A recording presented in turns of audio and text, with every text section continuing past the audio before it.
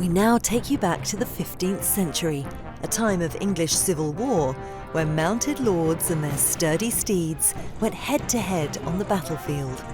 During the summer months, visitors to Warwick Castle in the UK's Midlands are invited to witness thrilling reenactments of those historic jousting encounters, courtesy of the Knights of Middle England.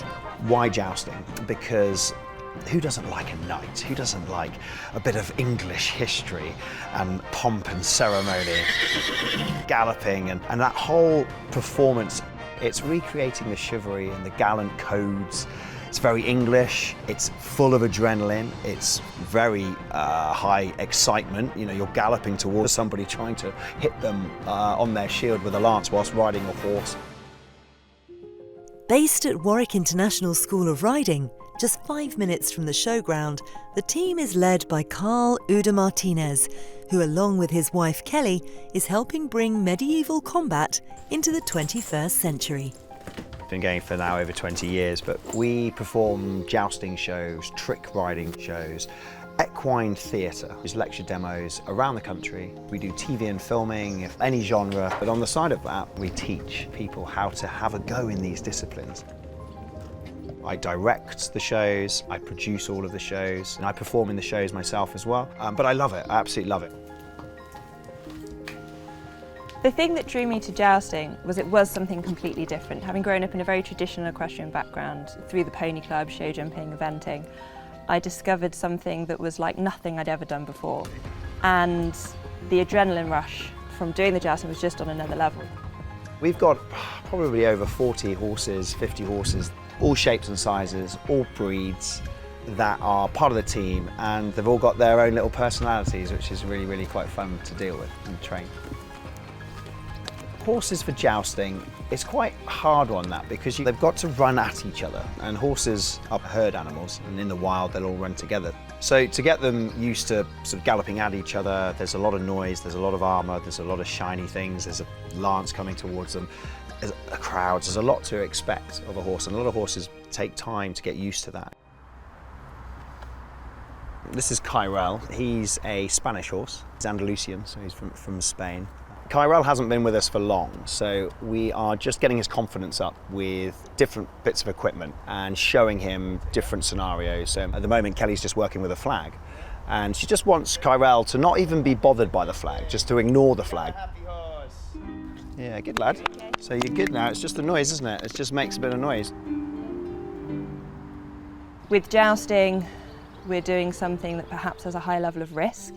So having that trust in the horse that you're riding is really important for your own safety, for the horse's safety. I say anything with a horse is a team sport because it's you and the horse together. And I know if I'm charging down a tilt at 25 miles an hour, a heavy shield on one arm, carrying a lance in the other, and I'm going to be hitting someone as they hit me, I've got to have trust in my horse. And when you're ready, if you're happy, I can always then come and take it, and I'll just give it a couple of flaps in front of you.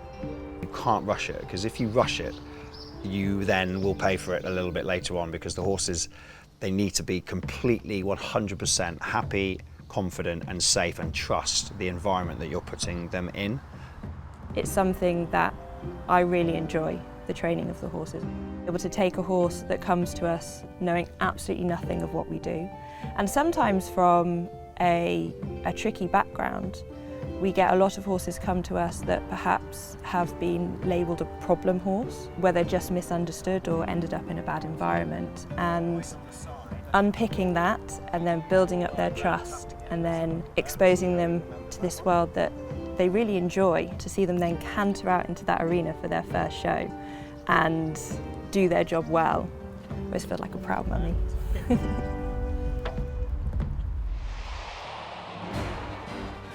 Wars of the Roses, a huge bit of English history, happened for about 30 to 35 years. We've condensed it into 30 to 35 minutes. And what we do is we tell the story of the Lancastrians versus the Yorkists.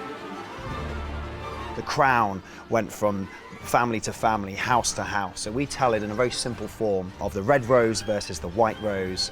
We have key characters, Margaret of Anjou, female warrior queen. We have Henry, we have Edward IV, we have Richard III, Lord Stanley who changes sides, and the Earl of Warwick. And we tell this story in the sort of form of a joust.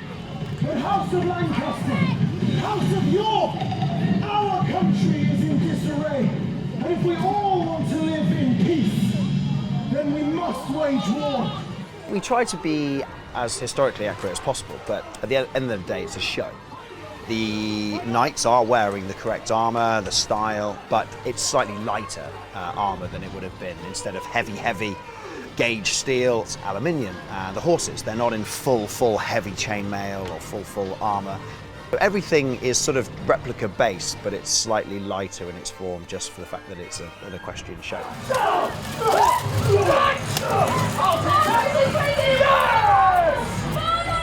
I think the thing I love most about Wars of the Roses Live is that there is a female lead character who is out there. She is jousting, she is fighting, she is out there doing everything the boys do and more, and proving that here in the 21st century, there is absolutely a role for women in this industry, in these roles, as a jousting knight. We can trust no one. My good people of House Lancaster, receive the crown!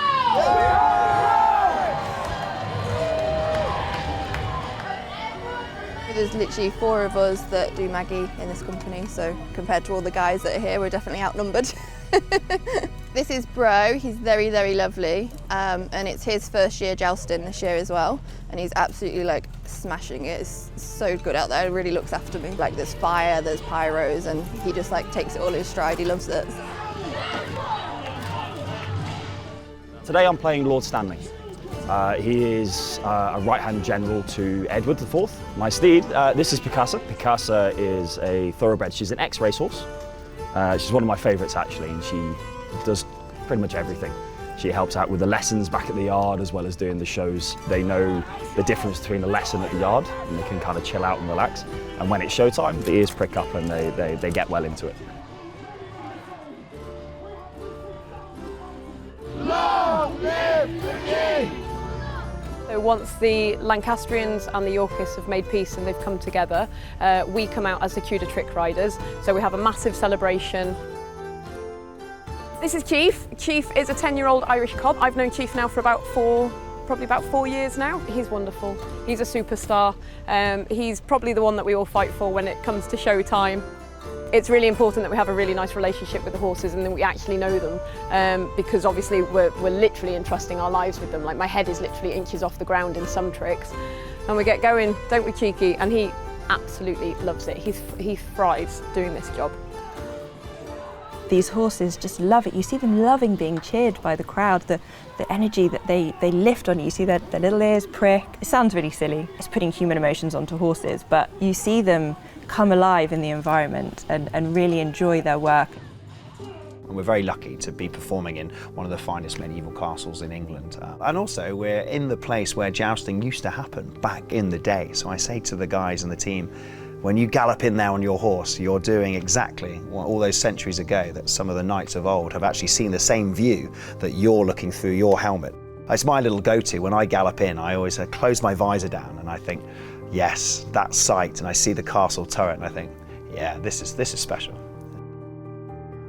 We call ourselves the Combe family because it's an intensive summer, being all based down the castle and working together, and everyone's got each other's backs. Then you get to go out there and do a job with some of your best friends. It's an incredible feeling. I think I've got the best of both worlds. I'm very happy and very lucky to work with 2 of my main loves and passions, which is theatre alongside horses.